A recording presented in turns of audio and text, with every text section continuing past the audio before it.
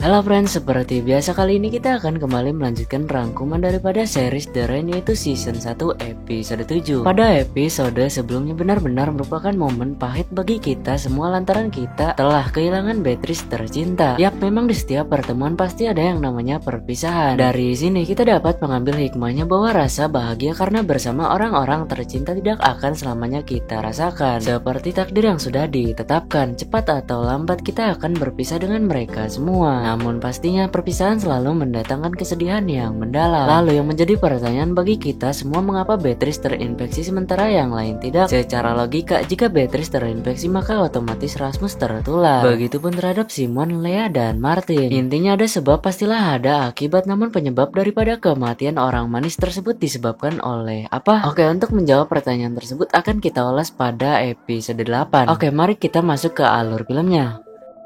Episode 7 dibuka dengan memperlihatkan Patrick yang tengah disiksa, di mana ia dipaksa untuk memberitahukan keberadaan sahabatnya, pria yang menyiksa Patrick bernamakan Ivan. Salutnya dengan seorang Patrick, meski sudah digebukin ia tetap kekeh untuk tidak menjawab, padahal kenyataannya Martin sahabatnya telah mengusirnya. Kemudian ditanganilah oleh abang-abangannya sehingga Ivan pun harus terlebih dahulu mundur. Pria tua ini kita panggil saja Udin, lantaran ditampar, digebukin, dan diomelin adalah hal yang lumrah bagi seorang Patrick, karena di samping itu tiga hal yang saya sebutkan tadi adalah makanan sehari-harinya Patrick, jadi wajar saja jika Patrick tidak menjawabnya. Untuk kemudian Udin berinisiatif menggunakan cara yang lebih ekstrim.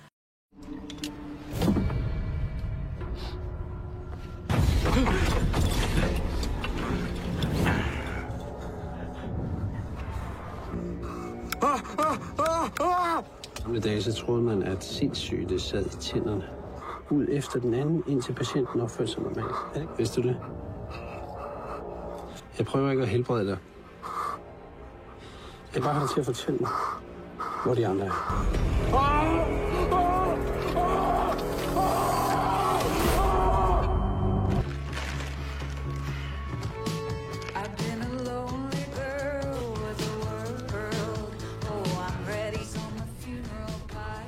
Har I set Patrick? Han skulle ikke være her mere. Han var ikke sig selv, Martin. Hvis det er lige meget, han prøvede at slå dig ihjel. Vel?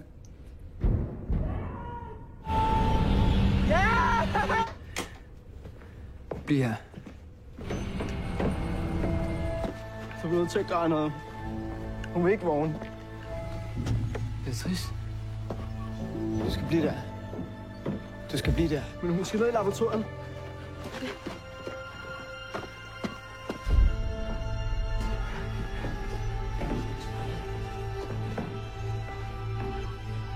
Du skal ikke røre ved hende. Rasmus, hvad er der sket? En hund. En hund? Var den også tæt på dig? Frederik. Kom, du skal ud derfra. Du skal ud derfra. Hvorfor hjælper du hende ikke?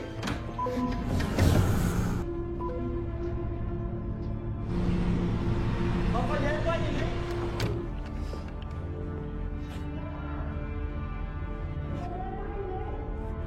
Secara logika orang yang sudah meninggal tidaklah dapat tertolong, maka dari itu Martin menutup ruang lab guna mencegah penyebaran virus. Di samping itu Rasmus yang merupakan bocah belum dapat mengikhlaskan Beatrice begitu saja. Bahkan dengan gilanya Rasmus menyuruh untuk Martin besertakan yang lainnya untuk menolong Beatrice. Di sini terlihat jelas bahwa Martin juga ikut terpukul mengenai kepergian Beatrice. Untuk kemudian Simon berinisiatif masuk menggunakan APD untuk sekadar menyadarkan Rasmus dengan mengatakan bahwa Beatrice telah meninggal dan kita sebagai manusia tidaklah dapat berbuat banyak selain mengirim doa. Lalu Rasmus berkata jika Beatrice meninggal maka dirinya tidak mau untuk hidup. Sebagai sang kakak tentunya Simon membantah kegoblokan tersebut dan menyuruh untuk kembali bangkit serta jangan berlarut dalam kesedihan. Begitu ujar Simon pada Rasmus, lalu kemudian ia pun keluar dari ruang lab. Der er ikke noget, du kan gøre. Rasmus, hun er død. Hun er ikke død. Du er nødt til at komme med ud, Rasmus. Hun er ikke død. Hvis hun ikke er her, så vil jeg heller ikke være her. Du skal. Nej. Rasmus. Gå.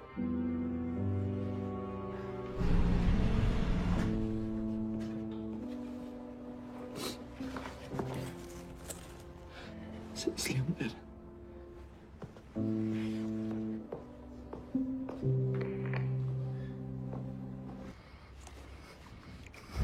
Nej, hvor er den flot. Setelah dicabut giginya dengan cara paksa, akhirnya Patrick pun membocorkan mengenai keberadaan sahabatnya yang berada di bunker. Dan mereka dapat masuk karena Simon memiliki ayah yang bekerja di organisasi Apollon. Pasca meninggalnya Beatrice, hal itu pun membuat Rasmus frustasi, singkatnya hidup segan mati tak mau. Sialnya mereka baru menyadari bahwa Rasmus sudah tidak ada di ruang lab, dan setelah diselidiki bahwa ternyata Rasmus telah mengambil walkie-talkie. Dalam perjalanannya yang tanpa arah terdengar suara dari walkie-talkie yang dimana Rasmus dengan sportnya malahan menjawabnya. Mendengar suara tersebut lantas Patrick heran bukan main. Singkat cerita, Rasmus memberitahu bahwa dirinya saat ini berada di tambang, serta Rasmus menyuruh untuk Udin bersamakan dengan orang-orang yang tengah berpatrolinya datang ke sini. Untuk kemudian Patrick mengungkapkan keanehan yang terjadi pada seorang Rasmus, di mana Rasmus tadi memotong Beatrice yang terinfeksi, sehingga ini menjadi keanehan karena Rasmus tidak tertular dan belum meninggal. Nampaknya Ivan dan Udin tertarik dengan cerita tersebut sehingga mereka pun akan menemui Rasmus. Meskipun sang kakak yang gemoy khawatir dengan kepergian adiknya, tetapi ia berusaha tetap kalem dan tidak panik, dan mencoba mencari menggunakan drone dengan dibantu peta elektronik.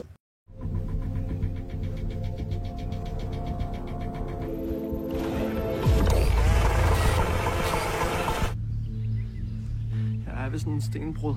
Jeg vil gerne have, kommer hen til mig. For du har været død for længst. Hvad er det? Ham her er bare bundsmittet. Hvorfor er han ikke død? Vi er på vej. Vi might have one.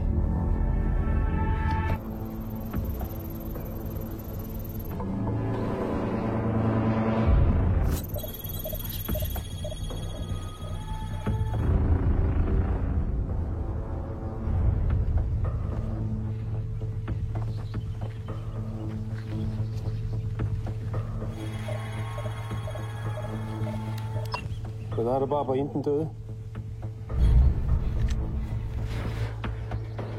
Jeg vil gerne dø.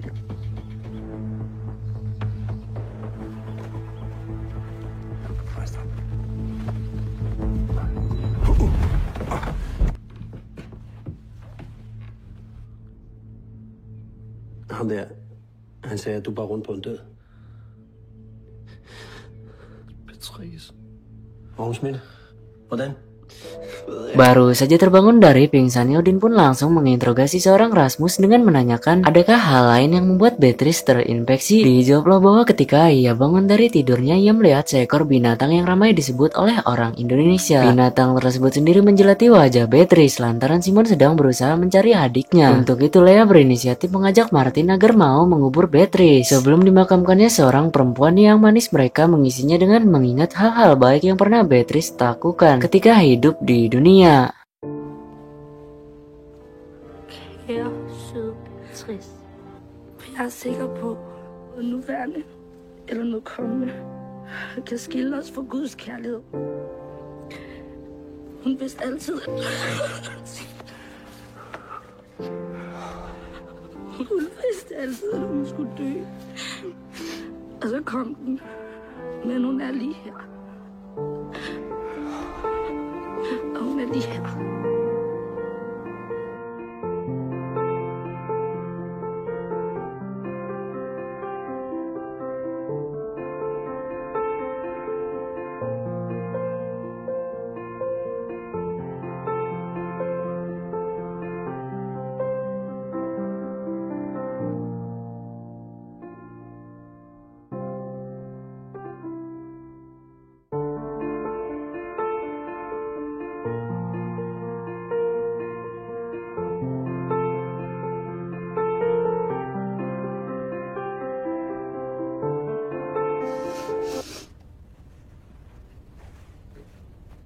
De fremmede, de har taget Rasmus. Segera setelah dimakamkannya Beatrice, mereka dituntut untuk kembali bergerak, yaitu menolong adiknya Simon. Sebenarnya enggan bagi Martin untuk menolongnya karena keegoisan yang telah Rasmus lakukan. Tetapi tidak menolongnya adalah salah satu kebodohan, karena jika seperti itu Martin sama saja dengan apa yang Rasmus lakukan, yaitu mementingkan diri sendiri bukan kebersamaan. Dengan menggunakan drone terdeteksi bahwa di titik lokasi terdapat 5 orang termasuk Rasmus. Untuk menyelamatkan Rasmus, lantas mereka menyusun sebuah strategi karena di titik lokasi terdapat Ivan yang menjaga. Di sini Udin akan memastikan Rasmus mampu ke narkoping pusat daripada Apollon. Maka dari itu diberilah morfin dengan cara diinjeksi. Der er 4 ud over Rasmus. Hvis det er overhovedet ham, der er der.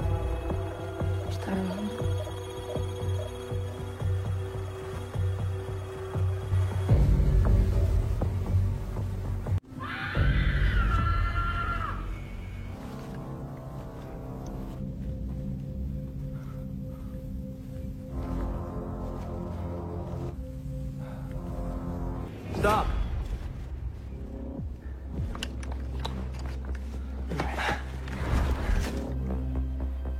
How many weapons do you have? 1 each. But there's 5 persons in the house. We have 3 and 2 of your guys. Patrick. Dengan segera Martin pun menghubungi rekannya si Ivan dan memberitahu bahwa Ivan saat ini sedang disandra. Martin menawarkan negosiasi, yakni Udin mengembalikan Rasmus dan ia akan mengembalikan Ivan. Martin memberikan Udin 1 hari untuk memikirkannya. Untuk itu ditahanlah Ivan di suatu ruangan. Dan sebelum ditutup, Ivan mengatakan bahwa Rasmus mungkin imun atau kebal. Lalu kemudian ditutuplah pintu tersebut. Mendengar itu lantas ia pun memberikan informasi tersebut kepada Simon. Berarti bila berdasarkan pada asumsi, itulah alasan mengapa Rasmus tidak tertular saat Beatrice tertular. Om dagen han siger, at din bror er immun. Det vil forklare, hvorfor han ikke blev smittet, da Beatrice blev.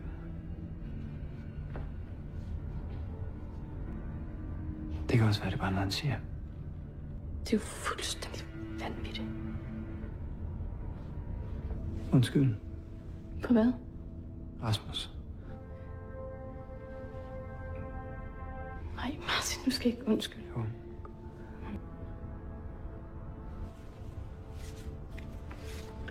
Tilbage. Det lover jeg. Du er nødt til at tilgive Patrick.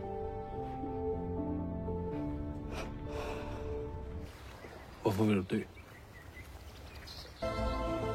Tibalah esok hari di mana Udin harus menentukan apakah ingin menyerahkan atau tidak. Tidak lama terdengar suara Martin dari walkie-talkie. Di sini tawaran Martin tidak berubah, yaitu pertukaran di antara Ivan dengan Rasmus. Namun sebelum keputusan tersebut berlanjut, Udin memberitahukan fakta bahwa Rasmuslah yang meminta untuk ditangkap. Sehingga apa yang terjadi saat ini bukanlah tentang menawan Rasmus, tetapi lebih ke masa depan, yaitu memulihkan dunia. Seperti sedia kala dan tidak kalah pentingnya tujuan Udin dengan Martin besertakan yang lainnya yaitu sama-sama ingin keluar dari zona karantina. Baru sepatah kata Martin menjawab, lantas Simon langsung mengambil walkie-talkie-nya. Simon mengatakan pada Rasmus untuk jangan menyerah di tengah jalan alias memutuskan untuk bunuh diri. Terlebih lagi alasannya adalah perempuan yang jelas-jelas meninggalnya Beatrice bukan salahnya, melainkan atas dasar memang ajal sudah menjemputnya. Untuk kemudian Simon menginginkan pertemuan di jalan masuk ke sektor 3.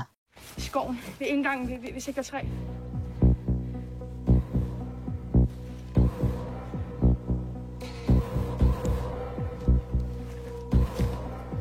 Jeg skal have min bror. Din bror? Og hvad så, hvis han er den, vi tror, han er? Den I tror, han Hvis er... han er immun, jo, så er han den, der kan få alt det her til at gå væk. Hvis han er det, så er det ham, vi har let efter i 4. Og hvordan har I tænkt jer at gøre det? Giv ham en sprøjte med virus. Nej. You okay? I'm okay. Han har det fint. Rasmus? Far? Untuk sementara ini Udin tetap mempertahankan argumennya mengenai seorang Rasmus. Alasannya adalah ketika Beatrice terinfeksi, tetapi hal itu tidak serta-merta berpengaruh terhadap Rasmus. Dan itulah yang disebut sebagai imun atau kebal, dan Rasmus merupakan salah satu orang yang Apollon cari atau bahkan satu-satunya. Sehingga kemungkinan besarnya Rasmus bisa membuat wabah ini berakhir serta Udin besertakan rekan-rekan patrolinya dijanjikan akan diperbolehkan keluar dari zona karantina. Apakah Apollon akan menepati janjinya? Dari perkataan Udin ini kita sedikit demi sedikit dapat mengetahui fakta atau kebenaran mengenai wabah yang terjadi saat ini. Berarti kesimpulannya sudah jelas bahwa Udin, Martin, Simon besertakan yang lainnya memiliki tujuan yang sama, yaitu ingin memulihkan kembali bumi ini, serta yang tidak kalah pentingnya mereka semua ingin keluar dari zona karantina. Untuk mendapatkan tujuan tersebut, Udin mengatakan bahwa tubuh Rasmus harus diinjeksi virus seperti kebanyakan orang lainnya. Mendengar hal tersebut, lantas Simon geleng-geleng kepala yang berarti mengartikan sebuah penolakan. Lalu kemudian Simon menyuruh agar Lea bersiap untuk menginjeksikan virus kepada Ivan, dan dalam hitungan ketiga, jikalau Udin tidak menarik keputusannya, maka sesuatu negatif jelas akan menimpa Ivan, sahabatnya yang sudah menemani ia sejak lama, alias sejak dari awal pertemuan. Jeg tæller til 3. 1, 2.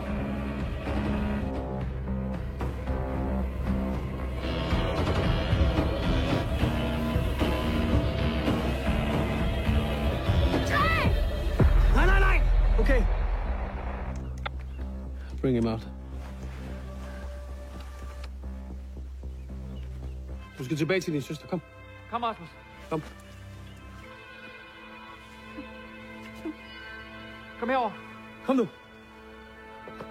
Bare gå over broen. Rasmus. Jeg vil ikke. Nej, du skal lade mig være. Kraft! Forstår du det? Forstår du, alt det her, det er på grund af dig. Det er på grund af dig. Alt det, vi har gjort, alt det, der er vigtigt, på grund af...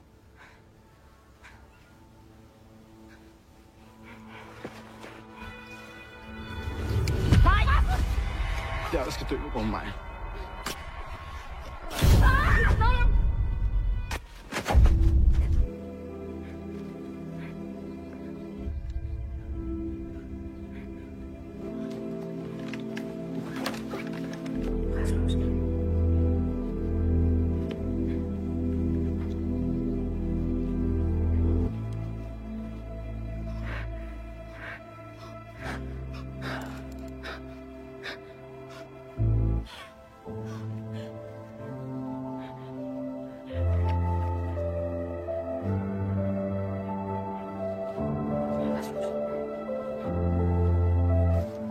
Hvad fanden sker der?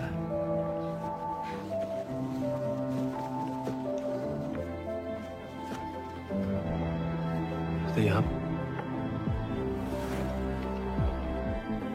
He's the one. Ivan.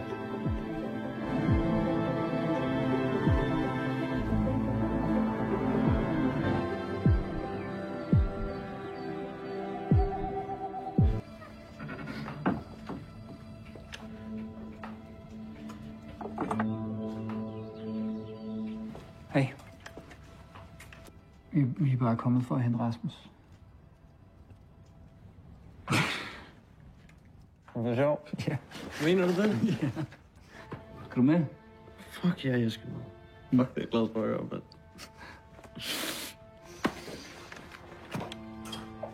Syg mand.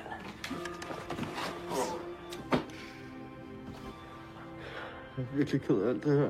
Hvad skal vi have så på den? Setelah semakin jelas bahwa Rasmus kebal dari virus, maka tujuan mereka sehabis ini adalah ke Norrköping dengan tujuan yang sudah dijanjikan oleh Apollon, bahwa dengan mencari orang yang kebal dari virus maka wabah ini akan berakhir, dan mereka yang bertugas sebagai patroli diperizinkan untuk keluar dari zona karantina. Lantaran mobil sudah memenuhi kapasitas, Ivan disuruh untuk tetap di sini menunggu mobil yang lainnya datang untuk menjemput. Jeg er virkelig ked af alt det her. We'll come for you.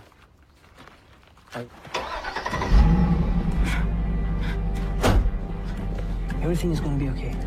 You're gonna save us all. Thank you.